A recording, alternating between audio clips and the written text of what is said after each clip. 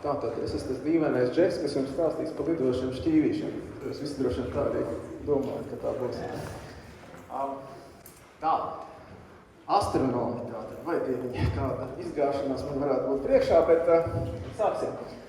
Vai zālē ir kāds, kas ir domājis un ir izdomājis un nopietni uzskata, ka NLO fenomens eksistē? Ir tādi? Paceļat rokas, ja nav bērni. Kurš tā par nopietnam uzskata? Viens ir. Vai ir tādi ritīgi rūtīti skeptiķi, kas ar Gāns, piemēram... Tas ir jautājums. Kā lūdzu? Tas ir jautājums par definīciju. Par definīciju. Nē, fenomens viss. Pats par sevi, ka parādība, jā. Fenomens. Fenomens ir parādība. Tad jūs arī pacelt roku. Divi. Ir kāds tāds ritīgs skeptiķis, kas domā, ka nekā tāda nav, un tas ir tāds sumpuriņu izdomājums kaut kāds. Es padomu laikā domāju, ka es redzēju, kurš stupu mežā lidojuši šķīvīt, jā. Un tagad tā vairs nedomājat? Es domāju, ka tas bija kāds Krievu militārais lidaparāts. Nu skaidrs. Labi. Bet tādas skeptiķi bija cik? 1, 2? Rekupējumi? Nu, nekādā gadījumā tas nevar būt, tāpēc, ka tas nevar būt nekad, ne? Labi, tātad nosaukums ufoloģija laika griežos, tā teica Vilka kungs, kad mums ienāca šitā ideja prātās, tāpēc gan ne, un ļoti labi, jo man nebija nemazākas jēgas, kā būvēt to lekciju. Bet tā lekcija būs uzbūvēta chronoloģiski. Uztaisam nākošo, jā. Saturs varētu būt apmēram tāds, kā viņš te būs, tātad chronoloģiski. No apmēram 50,000 gadu atpakaļ cilvēkam bija tādas pašas smadzenes kā mums, viņš bija tāds pats kā mēs, viņam bija visas tās pašas domāšanas spējas un varbūt vēl senāk viņam tādas bija. Bet 50,000 gadu notiek. Nu, un tad jau viņš sāka brīnīties par to, kas pasaulē ir tāds nesaprotams, nezināms, viņš par visu interesējās, viņš kā nekā bija cilvēks kā cilvēks. Un tad, protams, nāca visādi tie laiki, tur antīkie laiki, viduslaiki, līdz mūsdienām, un tādā veidā mēs mēģināsim apskatīt, kā tas cilvēks ir uztvēris lietas, kas ir viņam galīgi nesaprotams.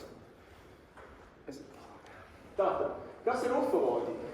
Devianti, vārds devianti, devianti pētniecības, es uzrakstīju zinātnes, tā ar zināmiem tādiem, pašsaprotiet tādi bijāšana, nozara, kas pēta anomālas parādības un fenomenus. Tas ir tā tas ir un viss.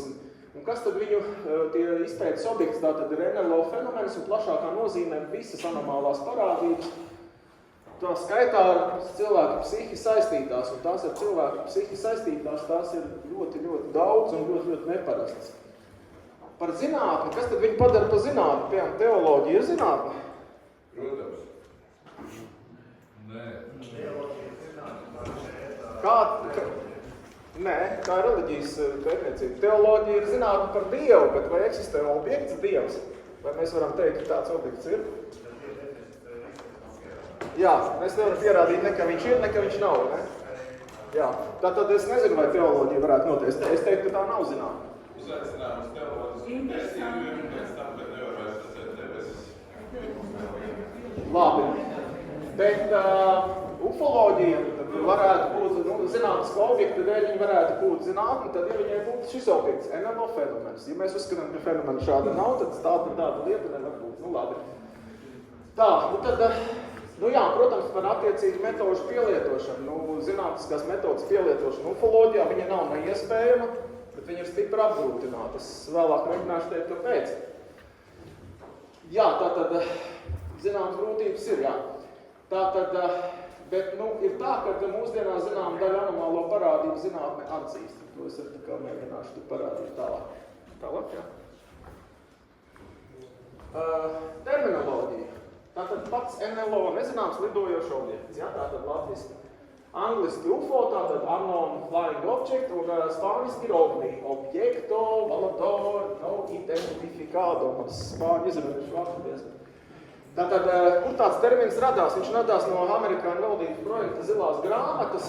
Vienkārši darbības laikā vajadzēja kaut kā to nosaukt un runāt par šķīviem un ļodiņām bija diezgan nekorekti. Tas bija žurnālisti izgudrojums, un tāpēc reku tas Rapelts, jā, virsnieks, kas tur bija tas vadītājs, viņš ieteica saukt vienkārši par nezināmiem lidošiem objektiem. NASA nelieto tādu terminu. Viņi paši visu ir sajājuši, un viņi vairs negrib lietot tādu. Viņi ir 10 gadiem iergājušies par ufoloģiju. NASA, oficiāli vismaz. Paši gan to piekopot. Un beigās, kad kaut kā ir jānosauc, viņu vairs nevar nosaukt par NLO, viņi sauc par viņu, par angliski, par WAP, tātad nezināms gaisa fenomens. Tā viņam liekas, ka viņi kaut kā no situācijas rīkojas uz sausām kājām. Nu, lai nebūtu, jā. Tālāk būtu. Paranormāls. Nu jā, viss tur tāds paranormāls, bet atkal redzi, kā dabā nevar būt nekas paranormāls, jo viss ir dabisks. Nu, viss ir. Pie tam astronomi, jā, pareizi, jūs kā astronomi, jums darīšana par NLO, man liekas, nekāda nav īstenībā. Jo viss, kas jūs saist ar NLO, ir tas, ka viņi reizēm gaisā nofotografē. Vai redz gaisā. Bet astronomija taču ir fizika, vai ne? Un fizika ir daba. Nu, tad no tā viedokļa jums ir gan darīšana par visiem ir daba. Viss faktiski ir fizika, jā? Jā, tālāk. Tātad pētniecības objekti, ufoloģija, jā? Šauri traktēt par NLO fenomenu tātad nevarēs, tas ir tikai viens aspekts, kaut ir ļoti būtisks un liels aspekts. Tātad NLO fenomens visās tā izpausmēs. Iespējami citu planētiešu kanālbūtnes pierādījumi uz Zemes nolaupīšanas fenomens, nāku teikšu, kas tieši dzīvnieku sakropļošana un daudz viss, kas tur ir. Otra tāda liela grupa varētu būt tāda hipotēze, kad agrāk mums ir apmeklējuši augstu attīstītas civilizācijas no kosmosa, viņi mums devuši civilizāciju, tāpēc viņu pēdas vajadzētu būt sastopams kaut kur vēsturiskajos pieminekļos, arheoloģiskajos atradumos, visos kaut kur. Tad tālāk ir psihiski fenomeni, lūdzu, telepātija, hipnotisms, spoki, poltergeista, dzīve pēc nāves, izmainīt apziņas stāvokli. Nu, tur ir, vai kas tik tur nav. Nu, nepazīstama radījuma, kuram eksistē nosaukums kriptozooloģija, tas ir kaut vai Loch Ness briesmonis, ja tāds varētu būt, piemēram. Sniega cilvēks, jā. Tālāk. Tad tas tie objekti. Nu, ko, tad tas acīt braucam. Ufoloģija aizvēsturiskajos laikos. Nu, ar ko viņa raksturojās? Nu, tātad nekāda rakstīto avoti jau mums no tiem laikiem nav. Nu, tas, ko mēs no tiem laikiem, kas ir līdz mūsdienām saglabājies, ir, protams, alu mākslas parauga. Tātad, kas ir zīme gleznots uz alās, kas ir gleznots uz klintīm. Un tur ir tāda attēlu, vairākas attēlu grupas, kas no ufoloģijas viedokļa izsauc diezgan lielu interesi. Piemēram, pirmais tātad diskveida tādi objekti. Un iespējami kaut kādi radību, humanoīdi, atnācēju attēli. Tas viss ir ļoti nosacīti, jo ko ar tiem attēliem tie cilvēki senie domājuši, mums laikam īsti nekad nebūs uzzināt. Bet tomēr ir tādi attēli, un viņi būtu tādi dīvaini. Otrā grupa. Teriantropi.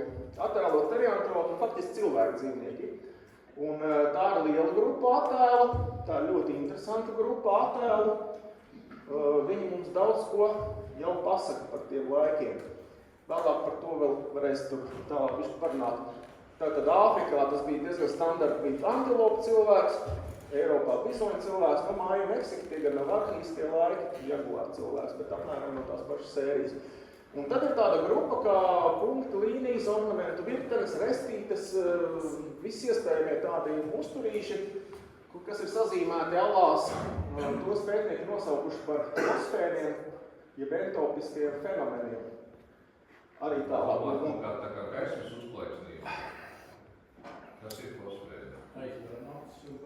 Par fosfēniem sauc šīs figūras sērija veida. Tieši varbūt par fosfēniem var kaut ko sauc, es nezinu. Nu jau fosfors, Fosfors, jā. Nu, to vārdu izcelsmi es jums nevaru pateikt, kāpēc tā viņi nosaukuši, bet tas ir tas, kas cilvēki faktiski aizskrien uz priekšu, tas ir tas, kas cilvēkiem rādās pirmajā stadijā, kad viņi iet transa stāvoklī. Un tā ir tāda visai cilvēku sugai kopēja lieta. Un šito te visu lietu ir ārkārtīgi smuki mēģinājis izskaidrot Dienvidāfrikas tāds zinātnieks Luijs Viljams, un viņš radīs neirofizioloģisko teoriju. Jā, tātad šeit ir rakstīts, ka apzīmē tādu cilvēku redzējumus, kas ir pabijuši izmainītas apziņas stāvoklī. Tālāk. Tā, kaut ko es jums salūkoju no attēliem. Varbūt nav pats labākais, bet kas gan tur varētu būt? Lūdzu, Kalifornijā no Ilānas ielēs kliņšu zīmējums. Ja kādam dikti gribās, mēs to varam uzskatīt par šķīvu veidu NLO. Kas tas ir īstenībā? Groziņš, apgāds, sarkangaulītis, ja piemēram. Cepure. Jā, labi, tālāk. Nē, šitas gan ir forši, bet es neesmu pārliecināts, ka viņš ir īsts. Man tiešām jāatvainojas, es izrakājos visādi. Viņš esot Nio Alā Francijā, un tad vecums 12-13 tūkstoši gadu. Tad augšā Tā ir būtu... ilustrācija no mazā brīņša.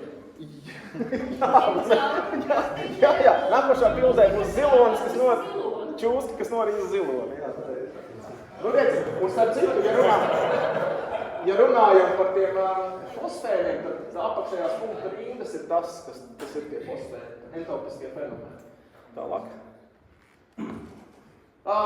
Redzi, nu te ir kaut kāda no Āfrikas tāda zīmējuma, tur augšā arī kaut kādas lidojošas cepures vai varbūt kaut kāda tāda, neviens, protams, atkal nevar pateikt, ko, un viņi iet komplektā ļoti bieži ar tādiem cilvēkiem, kas ir izstieptām ekstremitātēm, rumpiem, nu, tas ir, paši saprotiet, nekāds pierādījums tas nav.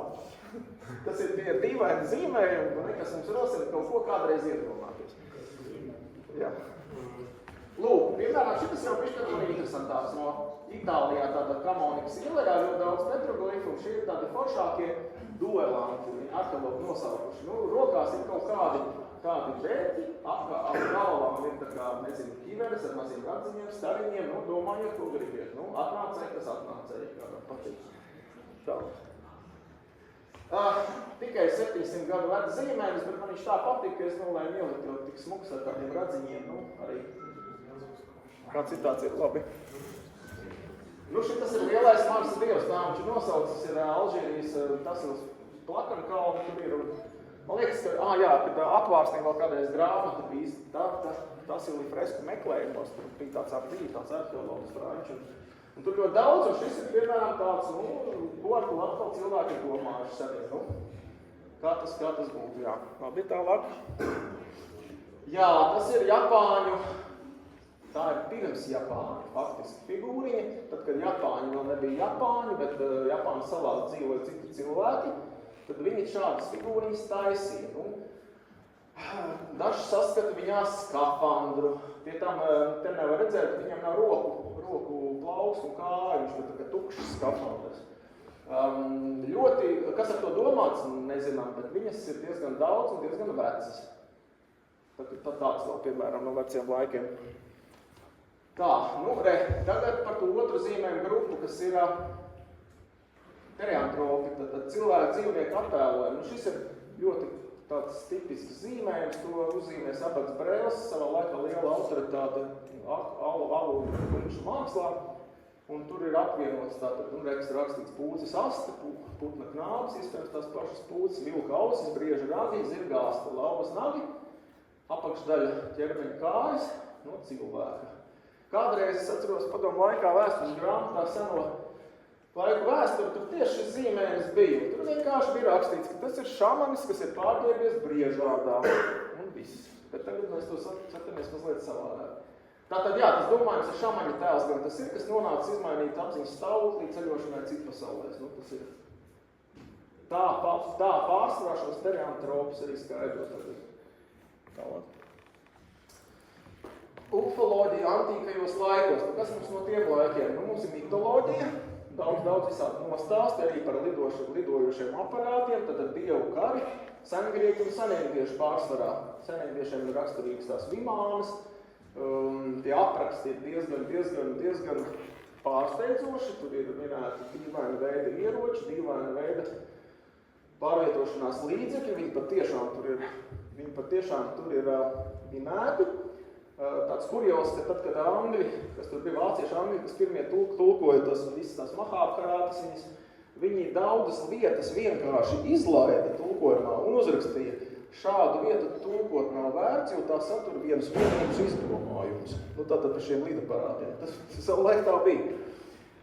Seni manuskripti tātad, ja, fakti, kuros aprakstīti ar nevo līdzīgas parādības novēro, kas tad viņas rakstīja? Tie paši vēsturnieki un filozofi vecie.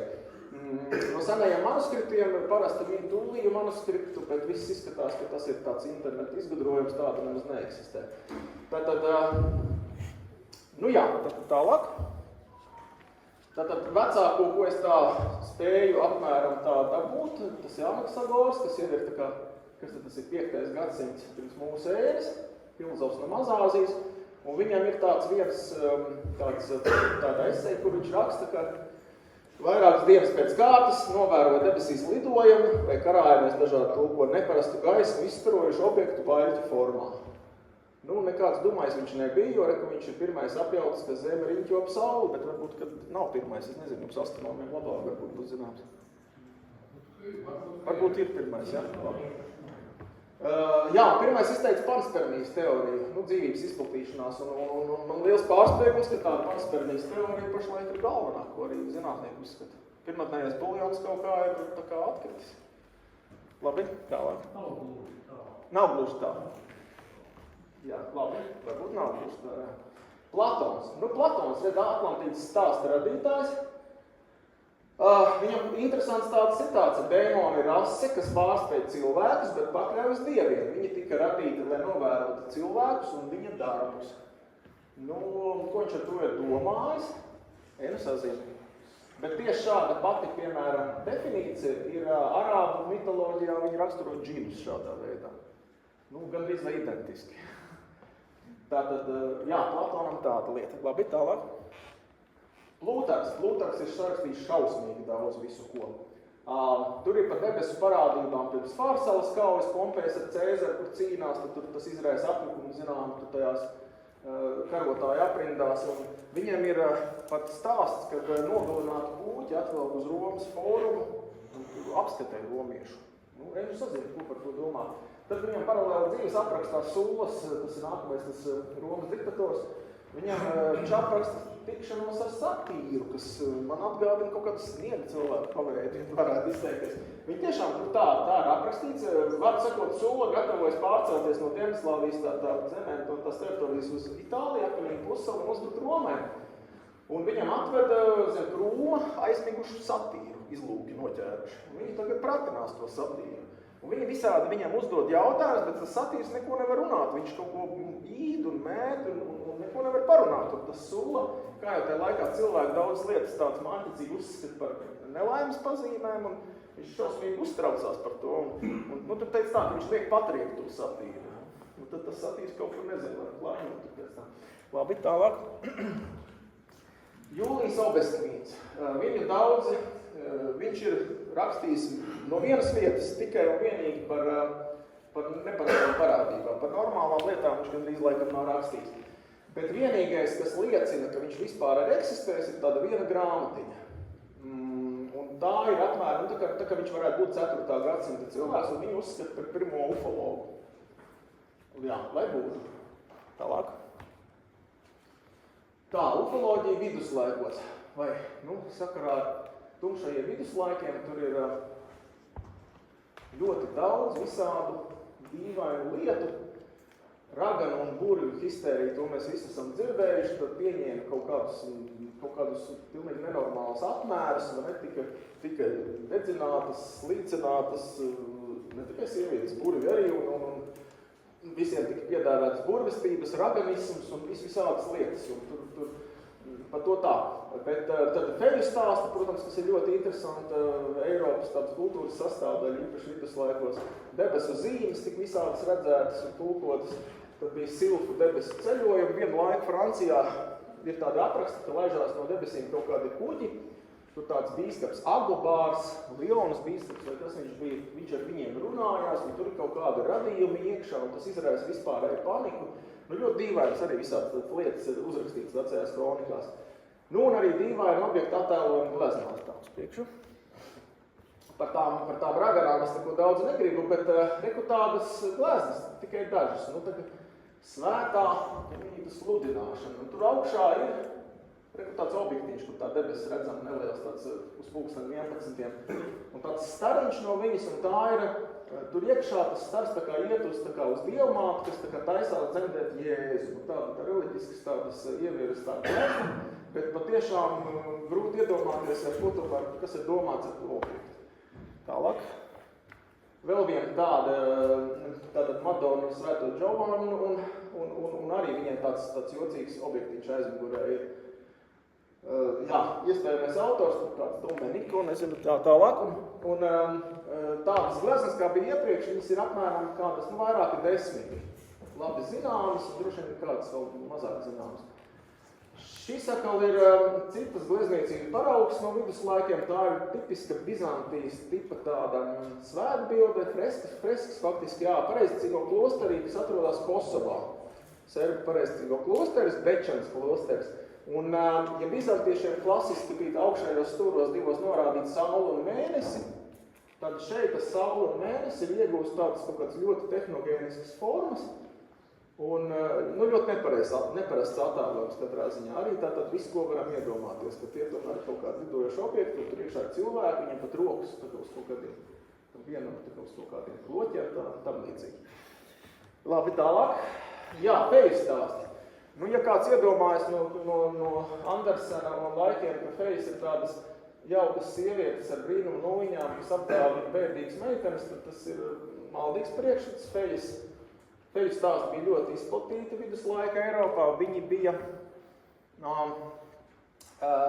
pašu feju esamībai ticēja ļoti, un viņi bija ļauni radījumi. Ne tādi ļoti, bet tādi diezgan. Viņiem faktiski cilvēki baidījās un faktiski pat bērns mācīja kaut kur fejas laukā dejo, aplīna kādā gadījumā viņi nedrīkst iet klāt.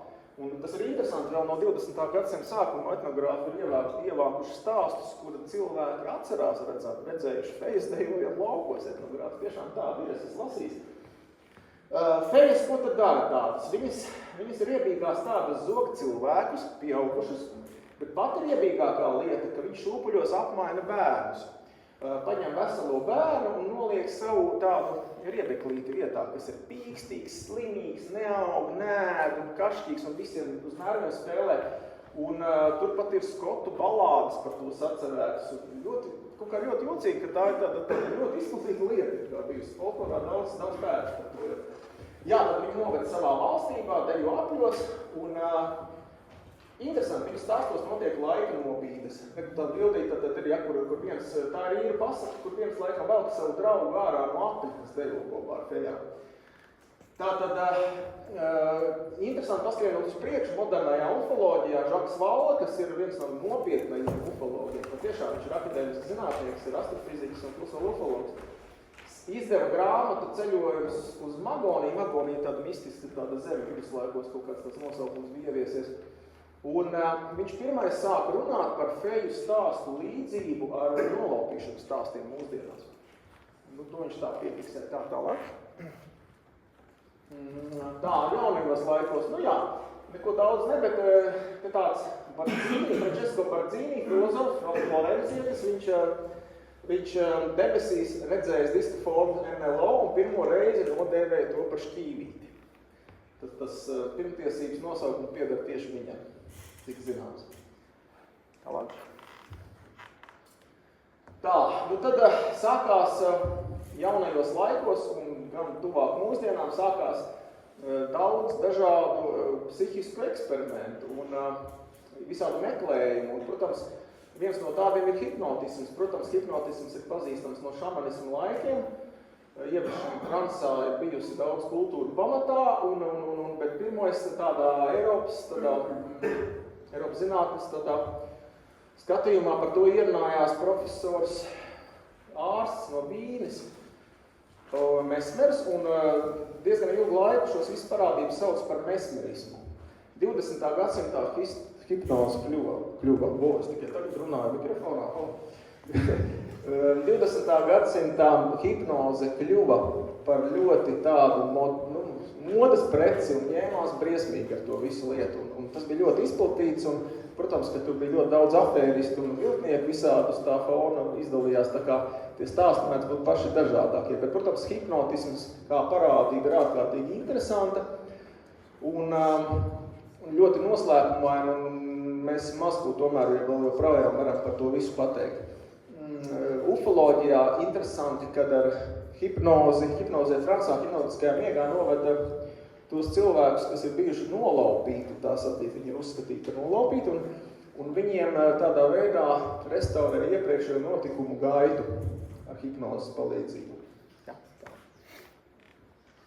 tā, dīvainības turpinās. Lūk, ir cilvēks, Daniels Hjūms, Skots. viņš ir bijis nenormāli slavens, mēs viņu, protams, nepazīstam, jo tas bija 100 gadu atpakaļ, vai vairāk, tas bija vairāk atpakaļ, krietni vairāk, un viņš uzvar, protams, lidot. Un šādi lidojumi viņam bijuši vairāk kā 100, un interesanti, ka daudz tā laika cilvēki var tam neticēja, un mēģināja visādi pieķert viņu kaut kādās blēdībās, bet viņiem tas neizdevās. Tā arī šis noslēpums viņa nekad nav atklāts. Lūk, pirmā senākā NLO fotogrāfija. Tātad New Hampshire, ASV, 870. gads, jā, tas ir uz Vašingtona kalna fona. Īstenībā fotogrāfija ir mazliet lielāka. Šis ir tāds fragments, lai labāk varētu saskatīt objektu. Cigāra veida NLO. Tālāk, kas vēl notika pašās tajās 19. gadsimta beigās, tika novērēt daudz dažādu formu, arī dirižabļiem, līdzīgu gaisa kuģu lidojumi, ASV tajā rietumdaļā, ziemeļrietumdaļā. Un tas ir ļoti interesanti, jo dirižabļu ēra vēl nebija sākusies, bet šie te aparāti lidoja. Un tā laika avīzes amerikāņu diezgan pilnas ar tiem te. Visi ļoti bija tā ieinteresēti, kas tas vispār ir, jo it kā cilvēkam nekādu tādu rīku tajā laikā vēl nebija, jo pirmie dirižabļi, kas sāka lidot, tomēr laikam bija 20. gadsimta sākumā. Nu, lūk, un tā kā sākušies, tā arī viņi beidza lidot, jo tas laikam kaut kāda 17 gadu turpinājās tās parādības. Un tā arī līdz šai dienai mēs nezinām, kas tas bija. Tā, spirituālisms, tātad garu saukšana, kas tas cits, jā, tātad vēl viena lieta, kur ir pilns ar psihiskiem fenomeniem, pilns ar krāpniekiem, pilns ar nesaprotamām lietām.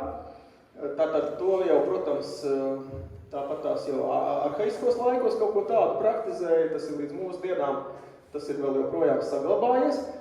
Un daudzi pazīstami mēdī, jā, Blavatska bija ļoti skandalozi no tādiem mēdījiem, viņi pieķēra tādās krāpšanās faktiski laikam, viņi tur bija metus vēstules no griestiem, kaut kāds garu sūtītājs un tam līdzīgi.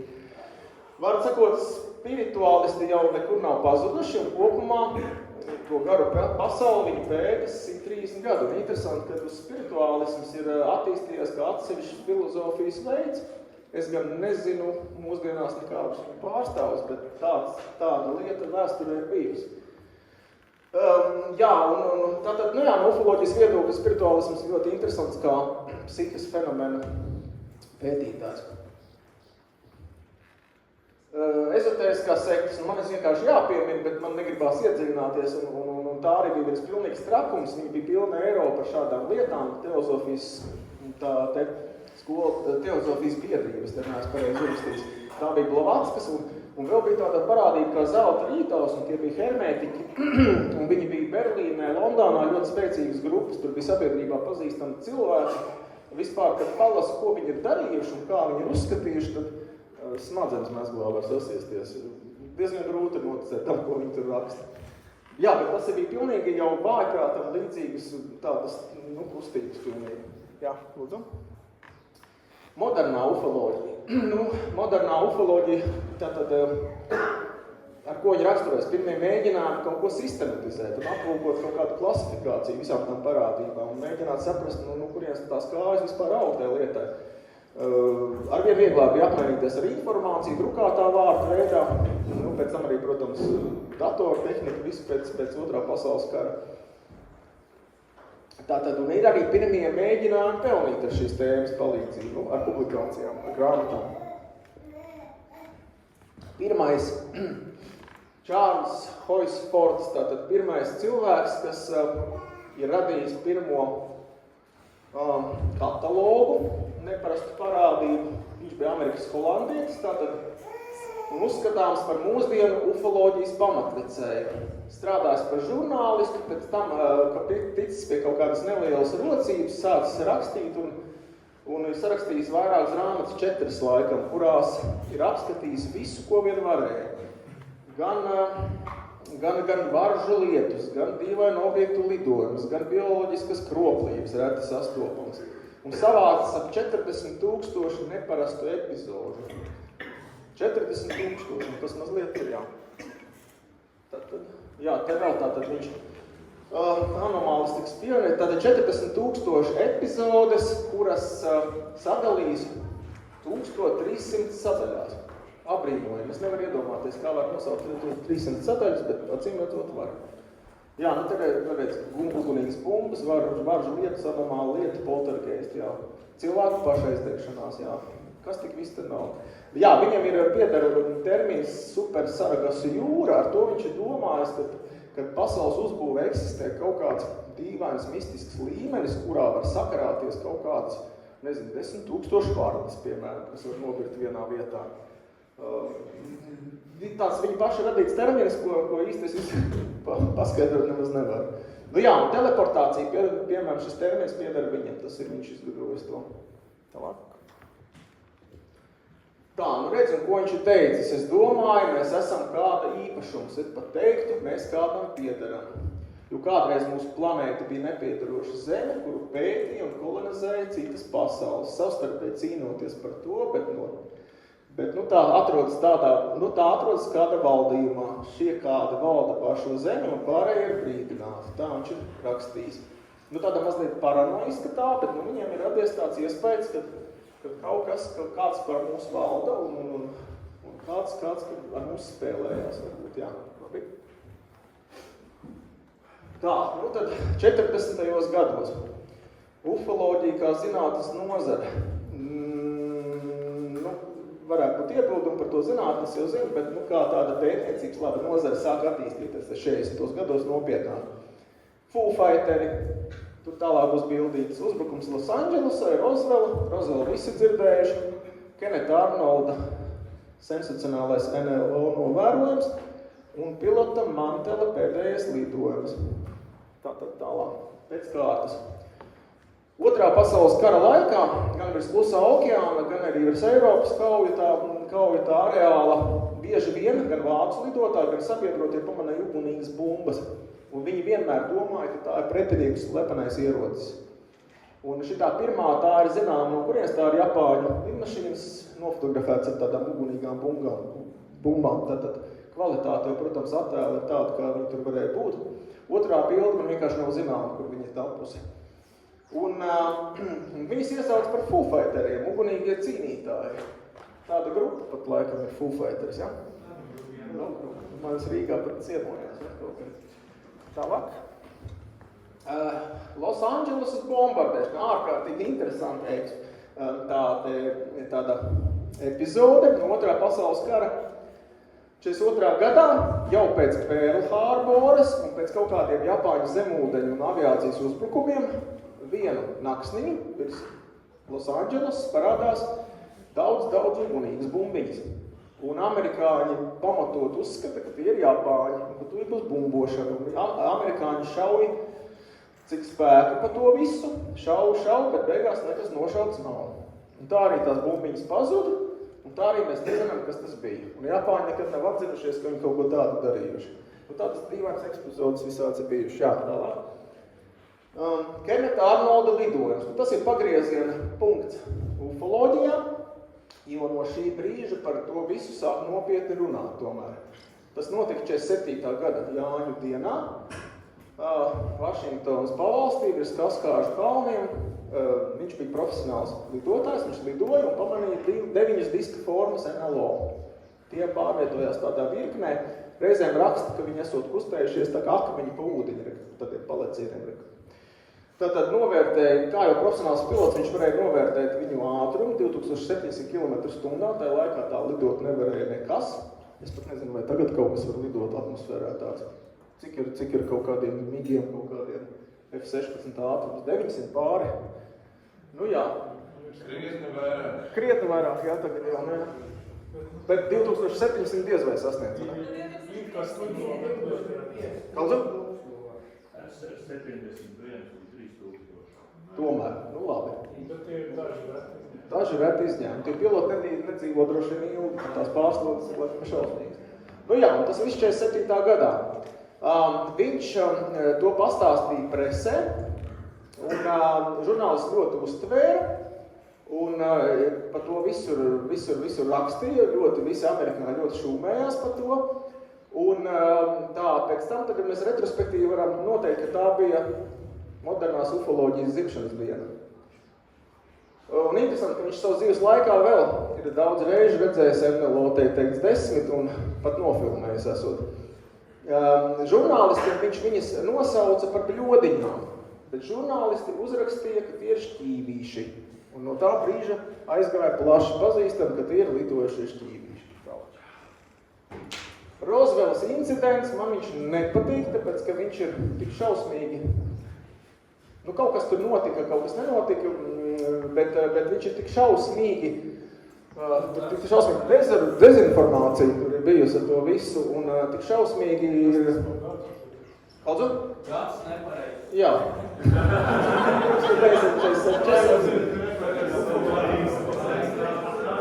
Nu, kā jūs redzat, viņš vēl tikai būs, jā. Man viņš tā nepatīk, ka es pat gadu esmu uzrakstījis, jā. Bet kāpēc man viņš nepatīk? Tāpēc, ka viņš ir šausmīgi daudz cilvēki mēģinājuši uztaisīt popularitātu uz tā visa. Šausmīgi daudz ir melojuši, ir runājuši to, kas nav, sarakstījuši grāmatas ar notikumiem, kādi nekad nav bijuši.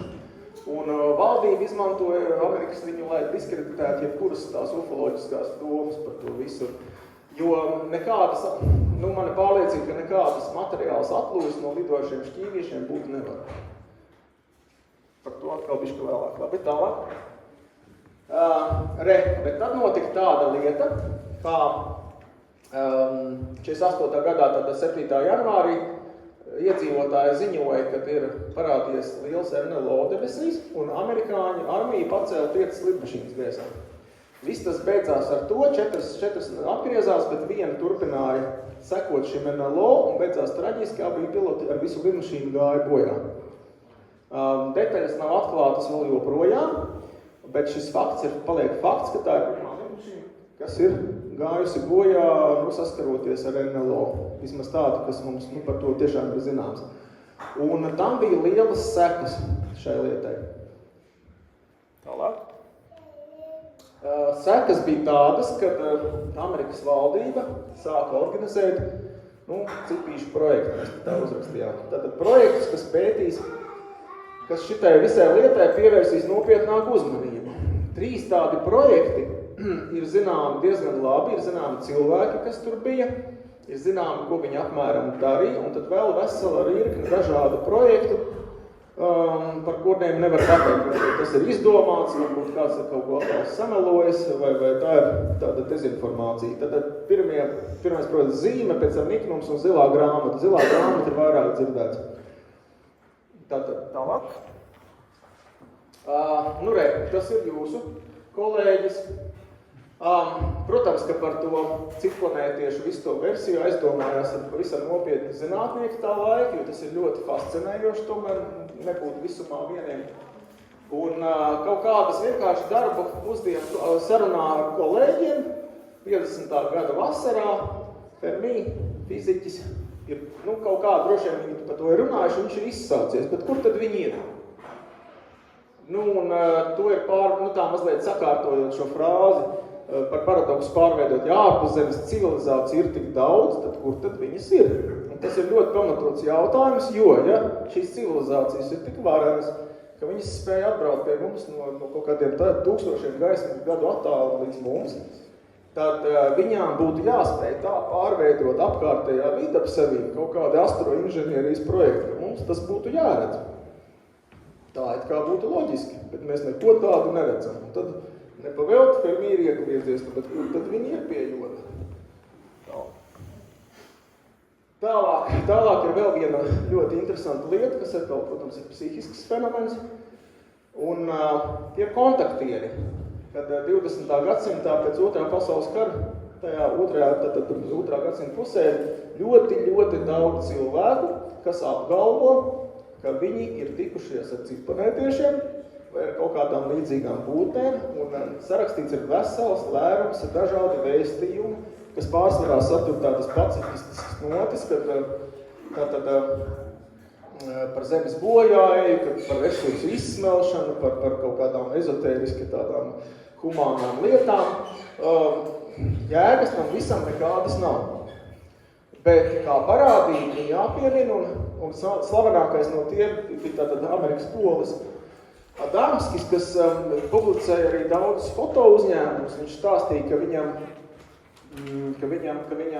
ir bijuši kontakti ar tādiem radībām no Venēras, un tie arī tur visu, ko viņam stāstījuši, viņš visu, ko uzrakstījis. Nu, ļoti tāda kontroversāla personība, kuriem tā arī līdz galā, protams, neviens īsti nav noticējis. Tālāk, ja kāds domā, ka mēs saprotam, kas ar mums notiek, tad es teikšu, nesaprotam gan. Šis ir pilnīgi reāls fenomens, tā sauktā dzīvnieku sakropļošana. Viņš vispār vēsturiski laikam ir turpinās no diezgan seniem laikiem. Reku no 17. gadsimta ir pirmās tādas ziņas rakstītās, varbūt ne pirmās, bet tomēr tāds viens no senākām. Tas pats Fords, ufoloģijas dibinātājs, tātad raksta par to, ka Anglijā un Skotijā ir atrasti tie nogalinātie dzīvnieki, pie tam ļoti īpatnējā veidā. Un pat galveno izbrīnu izsauc sakropļošanas veids, jo viņš ļoti līdzinās lāzeru ķirurģijai. 60. gados tāda nebija. Nu, pēc 70. gadu beigām laikam tāda jau parādījās, līdz ar to bija iespējams salīdzināt. Un viss šitas turpinās arī mūsdienās. Viss tas notiek Ziemeļamerikā un Dienvidamerikā visvairāk. Es nezinu, Eiropā kaut kā mazāk dzirdēts. Un vispār lokālās avīzes ir pilnas vēl tagad ar šādiem visādiem tādiem dīvainiem gadījumiem. Faktiski šie visi sakropļotie dzīvnieki, viņi ir ar izgrieztiem iekšējiem orgāniem, dažādiem. Bet pats apbrīnojamākais ir tas, ka nav ne pilas asiņu vispār, nekur un nekādas. Tāpat ne traipu uz zemes nekur, bet tādā veidā viņi tur tiek atrasti. Jā, tā ir ļoti, ļoti dīvaina lieta. Lūk, un tagad cilvēks, kas ufoloģiskā ziņā aizgājis laikam savam priekšā. Tātad Gustavs Jungs, psihologs šveicietis, un viņš nav vairījies no paranormālu parādību apskatīšanas un arī rakstīšanas, pētīšanas par to. Un ko viņš saka? Viņš pirmais laikam tad ir pateicis, ka NLO fenomens viņš nav nekāda, faktiski tie nav nekāda cipīšu gaiskuļi. Tā ir garīga rakstura parādība. Tātad viņam ir tāds darbs 58. gadā, lidojušie šķīvi, modernais mīts par debesīm novērojamām lietām. Tajā monogrāfijā viņš izklāstīs ir to savu uzskatu par visu to lietu. Mira viņš 61. gadā un nākamos 3 gadus pēc šī darba publicēšanas viņš tā arī vairs šai lietai nepievērsās. Žēl, varbūt nebija ko teikt par to, bet katrā ziņā viņu ārkārtīgi tomēr mulsināja, ka tām NLO ir arī materiālais aspekts. Jā, un pēc Junga domām, pēc viņa vārdiem radīja neatrisināmu uzdevumu pat labākajiem prātiem. Es domāju, ka pie tiem labākajiem prātiem viņš ir pieskaitījis arī sevi. Pat pamatoti. Jā, tālāk. Nolaupīšanas. Pilnīgs gļuks, tā ir tāda parādība, kas vienkārši nevar būt. Bet viņa ir. Un tas ir tas ļaunākais, ko es jums saku, kad ufoloģija sastāv no lietām, kuras nav iespējams, bet viņas tajā pašā laikā ir. Pirmās ziņas parādījās, vispār pirmās ziņas jau ir visādās mitoloģijās un tam līdzīgi, bet pirmās ziņas jau parādījās tātad 20. gadsimta 30. gados un tam līdzīgi, bet pirmais aprakstītais gadījums, tātad rietumu civilizācija, Betijas eho nolaupīšana 50. gadā. Pazīstamākais gadījums ir Hilu laulātā pāra nolaupīšana 61. gadā. Varbūt kāds ir dzirdējis, Hils vīrietis bija melnais, sieva bija baltā, viņi abi bija braukuši ar mašīna bija apstājusies, virs viņiem bija uzkāries un viņi bija nolaupīti. Bet viņi jau paši to neatcerējās, un viņus ārsti ielika tajā retrogrādajā hipnozē, un tad viņi visu ko stāstīja. Tas, ko viņi ir stāstījuši, tas ir aprakstīts grāmatās un šausmīgi daudz visakā. Tas viss, ko viņi stāstīja, ir ļoti, ļoti dīvaini. Kā jau es teicu, tas nevar būt. Tātad, jā, un nolaupīšana fenomenām ir tā saskatāmā līdzība ar viduslaiku feju stāstiem, kā arī ar šamaņu praksi, izmainītos apziņas stāvokļos. Tā, nu šis ir cilvēks, kas upurēja šai nolaupīšanas pētniecībai visu savu dzīvi. Džons Maks, Harvards universitātes psihologs, tātad akadēmisks zinātnieks, viņš sāka nodarboties 80. gados ar cilvēkiem, kuri uzskatīja, ka viņi ir tikuši nolaupīti. Kā jebkurš saprātīgs cilvēks, viņš no sākuma uzskatīja, ka tas ir kaut kāds tāds savdabīgs nojūkšanās veids, neiroze vai kā viņi to varētu traktēt. Bet viņš ar viņiem ņēmās kādus 15 gadus un nonāca pie secinājuma, ka tie cilvēki principā ir pilnīgi normāli un viņi patiesi uzskata, ka tas ar viņiem ir noticis. Viņš uzrakstīja grāmatas, aicināja zinātnisko sabiedrību uz diskusiju par visu. Viņš pilnīgi kliedza gan rīzvē, kur tad es neesmu ievērojis to zinātnisko metodiku pareizo. Bet neko citu kā izsmieklu un ironiju viņš no pretējās puses nesaņēma. Šis ir ļoti interesants gadījums, ka pret zinātniskā pasaule pret viņu izturējās tā kā reliģiski tumsoņas, pret saviem pretiniekiem piesakot anatēmi. Ja? Tātad anatēmi ir izslēgšana no baznīcas un nerunāšana un nepiedalīšos. Un tikai viņu izmeta no darba, viņš atjaunojās darbā ar tiesas palīdzību Harvardā un gāja bojā 4. gadā, kad viņi nobrauc piedzēries smagās mašīnas vadītājs. Nezinu, vai tas ar kaut ko nozīmē vai kā, bet tā viņam gadījās. Tālāk. Jā, vesels 15 gadus. Kas ir tas interesantākais? Varētu domāt, ka Maks ir tāds viegli ietekmējams vai kā, un būtu pieņēmis tomēr to versiju, kad ciklonē tieši nolaupa cilvēkus. Tad atlido no kaut kurienes un laupa cilvēkus. Nē, viņš to nepieņēma. Viņš nonāca pie secinājuma, ka tā ir ļoti dīvaina realitāte, kas pārklājās ar mūsējām kaut kādos gadījumos. Un, respektīvi, tas ir tāds fenomens, ko mēs nekā nevaram īsti paskaidrot, bet viņiem ir kaut kāda ļoti pavisam dīvaina izcelsme. Nu, tur viņš arī uzrakstīs, kas tad ir šis nolaupīšanas fenomens. Jā, tur jūs varat izlasīt. Tātad viņš nekādai cirpametiešu tādai teorijai nepieskaņojās tomēr, ja? Tālāk. Tā, viņa tie darbi negāja velti. Reku 3 pārstāvi, kas to lietu turpina līdz mūsu dienai. Nu, viens gan ir tāds vēstures profesors un ufologs, bet 2 atkal ir akadēmiski zinātnieki. Un reku tā sieviete pētniece secināja, ka nav nekāda liecība par to, ka nolaupīšanas fenomens var tikt izskaidrots ar kādu nebūtu psihisku saslimšanu. Viņam grāmatas ir plaši lasītas, citētas un pirktas, un katrs to var izlasīt. Tā. Vai, man te vienkārši grūti būs to visu lasīt, es ceru, ka jūs to redzat, bet šajos citātos ir savākta tādi nolaupīto stāsti, tad etnogrāfi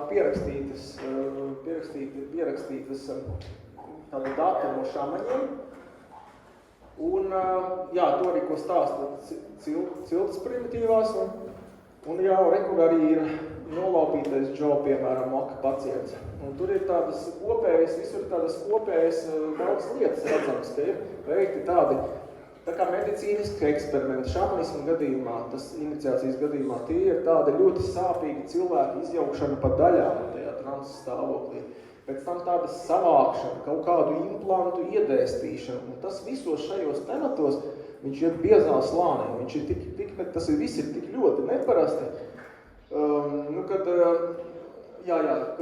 vienkārši tam nevar noticēt, bet tas viss ir ļoti, ļoti dokumentēts un ļoti, ļoti masīvi pierakstīts, tā kā, ļoti daudziem avotiem pie tā. Jā, tātad etnogrāfi, tad Džons Maks ar viņiem pētītājiem nolaupīšanas fenomeniem un arī no mitoloģijām dažādi dati. Jā. Tā, redzi, nonācām pie tās garīgās daļas, izmainīt apziņas stāvokli. Tātad izmainītos apziņas stāvokļos iedzīvotājiem ir daudz līdzību ar nolaupīšanām. Kā tādus stāvokļus var panākt? Tātad skaidrs, ka ar dažādām vielām, piemēram, psihotropām, tādām, kas iedarbojās uz nervu sistēmu augstāko. Vēl interesanti, ka, piemēram, bušmeņi, kam Āfrikā, Kalahari tuksnesī, viņiem nav pieejami vispār nekāda psihotropijas zālītes tādas, kur var dabūt. Tad viņi savu to stāvokli panāk 48 stundu ilgā dejā. 24 līdz 48. Viņi panāk galējus fizisko izsīkumu, deguna sāk pilēt asinis, un tad viņi nonāk šādos stāvokļos, kad ar viņiem viss, kas tāds notiekās. Spēcīgākā no psihotropajām vielām ir tā sauktā ayahuasca, ļoti populāra tagad mūsdienu rietumu pasaulē, daudz par to runā. Un tā ir tas galvenā darbīgā viela, ir tas dimetiltriptamīns. Ar dimetiltriptamīnu ir notikuši arī medicīniski pētījumi. Te tas ir Riks Strasmans, to darījis viņam. Viņš gribēja izpētīt īstenībā, vai šī viela var būt noderīga medicīnā. Bet viņš nonāca pie pilnīgi kā cita, jo visi tie cilvēki, kas no transa pamodās, viņam stāstīja, ka viņi bija nonākuši tā sauktā mehānisko elfu valstībā, satikuši būtnes, kas viņiem tā kā atklāja pasauli, daudz ko stāsta, rāda, var sakot, atkal lieta, kas noteikti nevar būt. Lūdzu tālāk. Ātrie labības laukos, ko jūs par to domājat? Tie ir kaut kāda angļu pensionāra dēlīšana pie kājām, kas to izmīda. Jā, skudras ezīši, jā, tas ir dzirdēt. Kā lūdzu? Sienāži, jā. Šis ir tieši sienāži. Vārds sakot, tā ir arī ārkārtīgi dīvaina lieta. Latvijā arī tādi bijuši kaut kā 4 gadījumi, no kā divi laikam gan bija tādi muļķošanās, tomēr. Un, kopskaitā ap 9000, es tikai nesapratu, vai tie 9000 ir pa Eiropu vai pa visu pasauli, bet es tā arī nespēju to saprast, bet katrā ziņā tas ir ļoti, ļoti daudz. Un visvairāk tiešām ir Britu salās, un tur tie 3 nosauktie rajoni, tad pie Stonehenges, vispār arheologi atzīmē, ka tajos rajonos ir arī svētvietas, diezgan daudz, varbūt tam ir kāda sakarība. Un ap 80 reizēm cilvēki redzējuši, kā šie zīmējumi rodas, un vismaz 3 reizes procesi ir nofilmēti. Vienu to filmējumu es redzēju, tas izskatās, ka tādas spīdīgas lodītes skraida haotiski virs tās rudzu drumas vai kas, un viņi guļās par labības stiebri. Tas ir, gribiet ticiet, gribiet, ne. Tāds ir. Labi, tālāk. Tā, paleokontakta teorija. Kamēr neaizmirst, man ir viens... Šito te palaižu brīņš, tas ir... Viņam ir labajā rokā tāds verķītis, kas ir tā kā plazmas pistoli. Ir tāds ziņmējumi, ka viņš ir pieliecies cilvēks ar tādu plazmas pistoli, griež akmeni. Un šādas figūras atrodas Meksikā viens piramīdas galā liels. Un viņas tur tiešām ir, un viņi tiešām tā arī izskatās. Tātad paleokontakta teorija. Tā ir teorija, kas apgalvo, ka cilvēks vēsturiskā gaitā mums ir bijuši kontakti ar ārpuszemes civilizācijām, kas kulturāli ietekmējuši mūsu civilizācijas attīstību. Ļoti savulaik populāra. Pirmo reizi tur tāds fantastiskais darbs, kurā tas ir vēl 19. gadsimta beigās, tika minēts, un pēc tam to tālāk ļoti, ļoti daudz eksploatē šo ideju. Un vārdi tie Eriks Fontēnikens, Roberts Templis, Zakarijs Ičims, to jau jūs droši vien esat dzirdējuši, viņi sarakstījuši ļoti daudz aizraujošas grāmatas. Patiesības līmenis tur reizēm klibo, bet tomēr tas viss ir ļoti interesanti. Šeit ilustrācijā izmantota ir ķēniņa pakala apbedījuma plāksne akmens, diezgan izkrāsota, dabā viņi ir vienkrāsaina akmens, un kurā izskatās, ka cilvēks sēž tāda kosmosa kuģītī un raugās uz priekšu. Tā. Par un pret paleoseti teoriju. Jā, tātad ārpuszemes dzīvība nemaz nepastāv, un tādēļ viņa nevar mūs apmeklēt. Skaidrs, nevar apmeklēt. Attālums starp zvaigznēm ir tik lieli, ka pārlidojumi būtu neiespējami, pat tad, ja citplanētieši pastāvētu. Jā, diezgan traki. Tas ir tālu. Ja viņi ir, un ja viņi jau ir pabijuši Saules sistēmā, tad ir pilnīgi neiespējami, ka viņi līdzinātos mums. Nu, tie ir tādi apgalvojumi, kas varbūt jā, varbūt nē, varbūt līdzinās mums, varbūt nē, nu kas gan to varētu zināt. Un 4. ir tāds, ko es nekad nesvītroju, bet es nevaru īsti saprast, kas ar to domāts. Varbūt jūs sapratīsiet. Bet es vienā skatos uz viņu un domāju, nē, nu lai paliek, varbūt vēl izdomāšu. Tātad, kas liecina par paleoseta teoriju? Ziņas senajos rakstos un folklorā, nu, tie paši sanskrita dievu kari un Bērasa kronikas, piemēram, Dogona mīti par Sīrijus, ko jau droši nesat dzirdējuši. Materiālās liecības, dažādas dīvainas lietas, kas uzietas pasaulē, tās atzītā Ajūdas bēda, tās pašas Dogu statuetes, Palenkas plāksne, ka to plosmas kuģi, daudz, viss kas cits. Un tādas monumentālas būvis, kuras ir tik varenas un tik sarežģītas, kad rodās tāda bība, ka liekas, senais cilvēks jau neko tādu īsti nav varējis pats uztaisīt. Tāpat arī neparastas zināšanas un tehnoloģijas. Piemēram, kas man šausmīgi patīk, un ir tuva senā akmens apstrādes māksla. Piemēram, tā ir Atēnas, tās ir Atēnu centrs, Nimfu pakalns. Tie bluķi, viņi nav maziņi, un starp viņiem neko iebāzt nevar. Tiešām viņi ļoti precīzi salaist kopā, lai gan ārēja apstrāde tad diezgan raupja. Tātad, cienījums tātad tālāk. Vēl no tādas akmens apstrādes, tas ir, pateikšu pareizi, kāda tā vieta saucās, Olantamba. Olaja, jā. Tad bija tas varonis Olajans vai Olajā. Var sakot, kaut kā tā. Un kaut ko tādu, grūti vispār iedomāties, jo tie bloki ir 2 cilvēku garumā augstumā, nav cilvēciņš tiemšām klāt. Un starp viņiem ir tādas plānas akmens šlicis, ties gan ne visa vesela, no 2 daļām sastāv. Bet smadzenes var izmežīgi iedomāties, kā vispār to var dabūt gatavu. Jā, tālāk. Tas ir pasaulē precīzāk apstrādātie akmeņi, tā ir tie Avanaka, Bolīvijā. Tur ir griezumi, iekš griezumiem, pie tam 3-kārtīgi, pat ne šajos akmeņos, bet izklātnāt būt. Tas ir tāds pat augstākā pilotāža. Tie 3 ir paši lielākie akmeņi, kas ir iebūvēti jebkad celtnē, tātad tā ir Baalbeka, Libāna. Starp viņiem tiešām nevar žilēt iebāzt starp viņiem.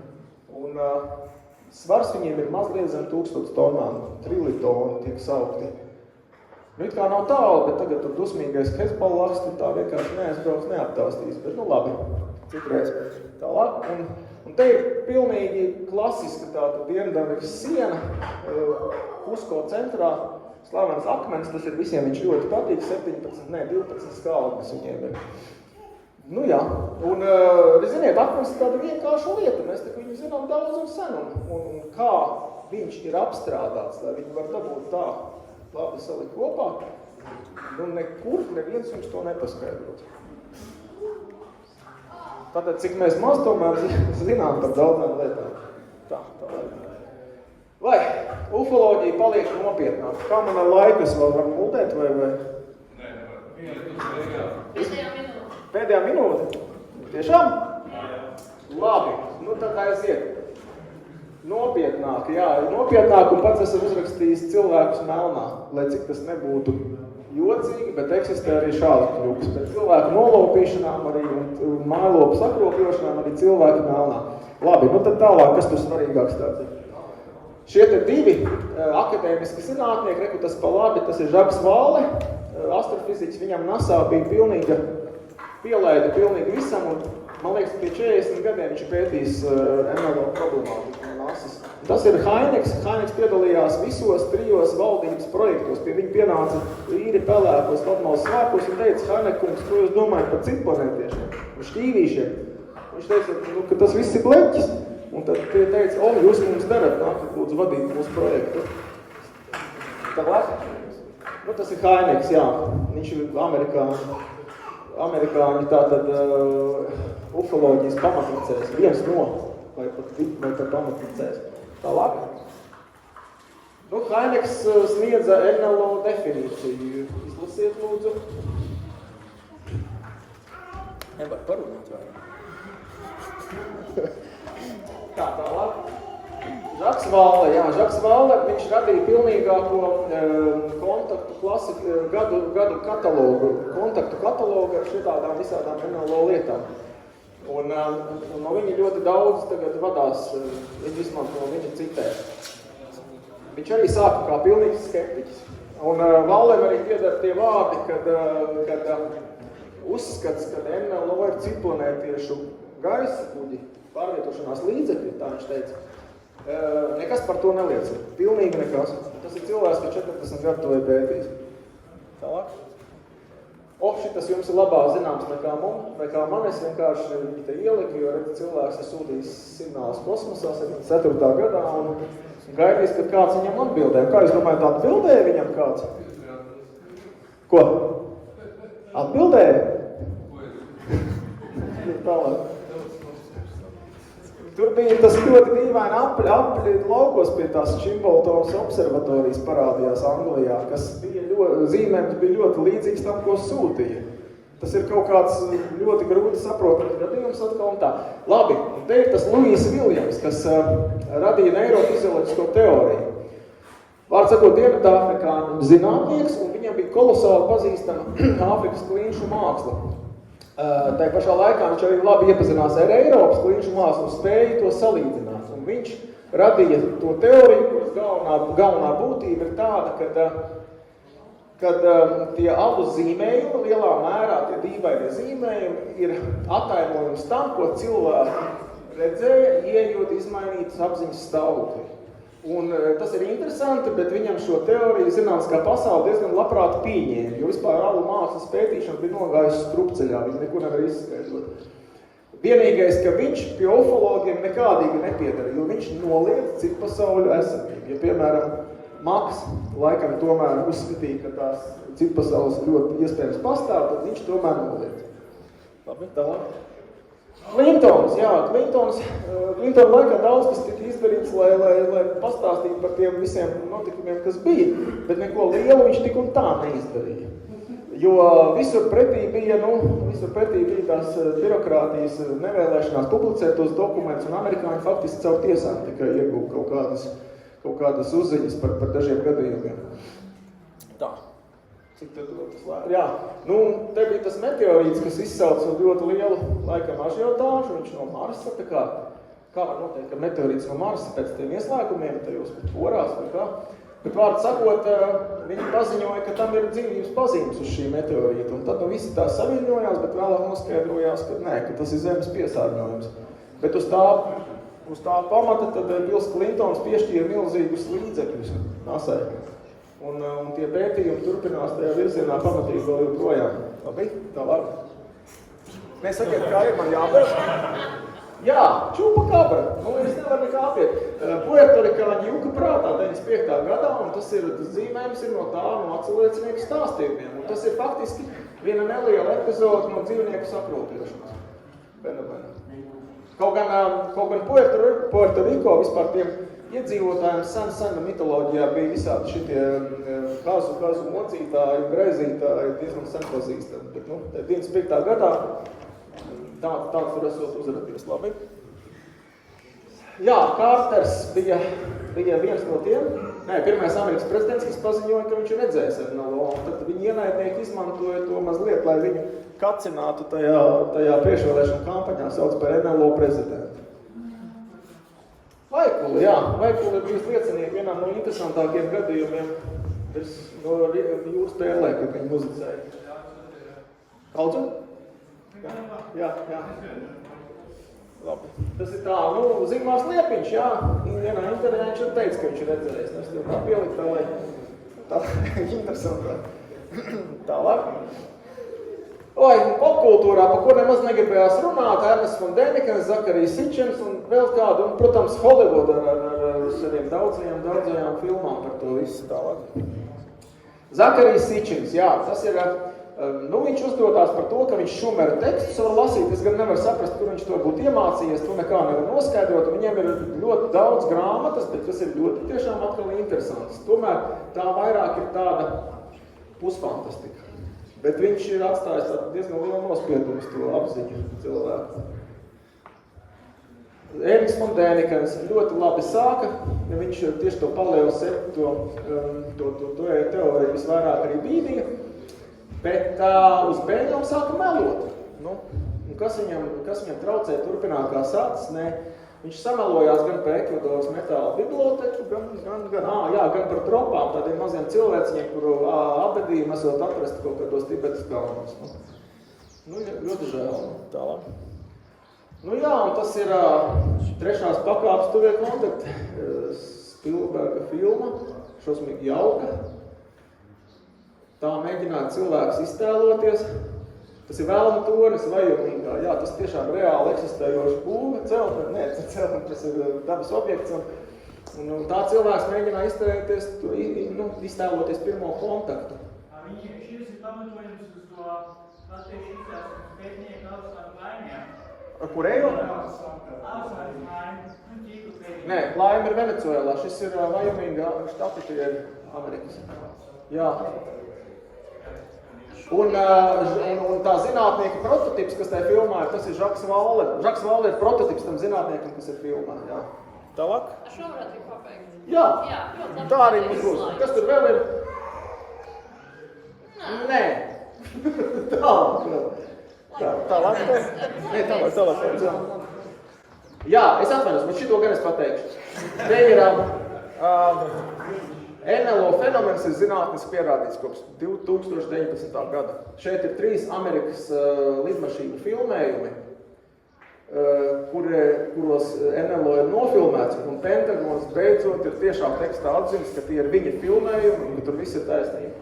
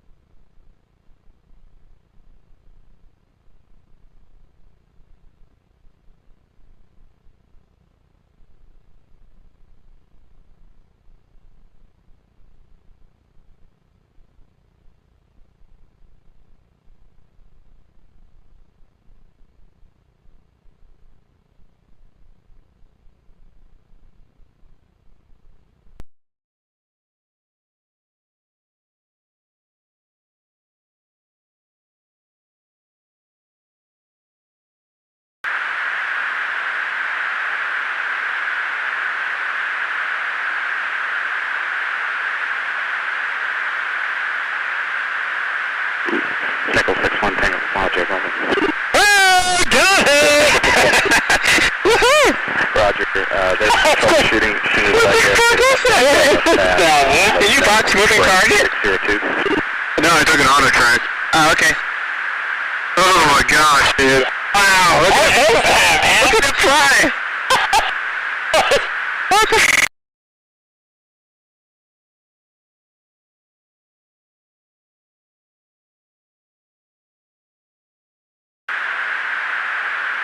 Dude, that is a fucking drone, bro. There's a whole fleet of them. Look on the ASA. My gosh. They're all going against the wind. The wind's 120 knots from the west.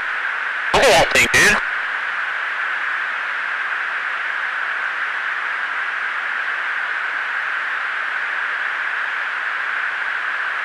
That's not our LNS though, is it? It's not. That is the LNS, dude. Well, if there's like... Look at that thing. It's rotating.